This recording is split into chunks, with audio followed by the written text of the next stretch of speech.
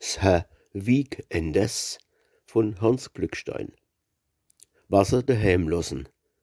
Alltagssorge, Krach und Lärm, Lackschuh, Smoking, Regenschirm.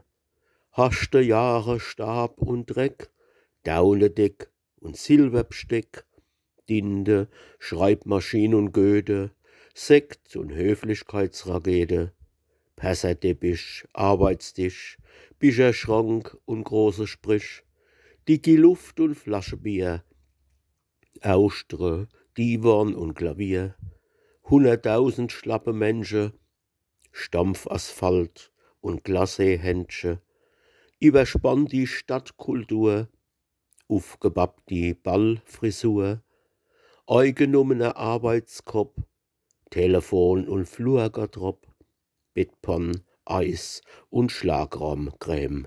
Kurz, der Blunner bleibt daheim. Wasser mitnehmen.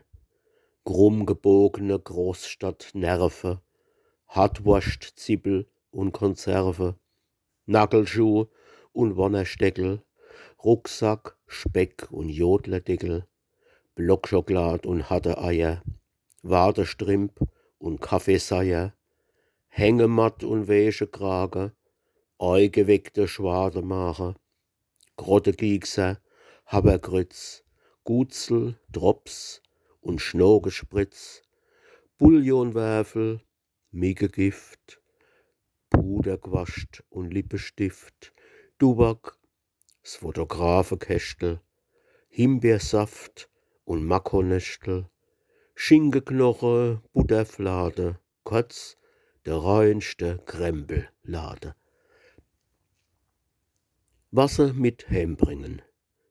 Ausgeputzte Lungenspitze, frisch geelte Babbelritze, Seligkeit in Herz und Blut, Fröhlichkeit und Schaffenswut, Blume, Blüte, Echt und Wurzel, rausgebissene Eckzer, Stotze, leere Schachtle, leere Ditscher, Lieder, Bosse und Gezwitscher, helle Ache, blank und Chlor, Sonnegflimmer von Humor, Luftspring wie die junge Fohle, durchgelaufene Stiefelsohle, dornverkratzte Händ und Knöchel, s leer getrunkene Thermosfläschel, Sonneblose auf der Glatze und ein Schnabel, fresh wie Spatze.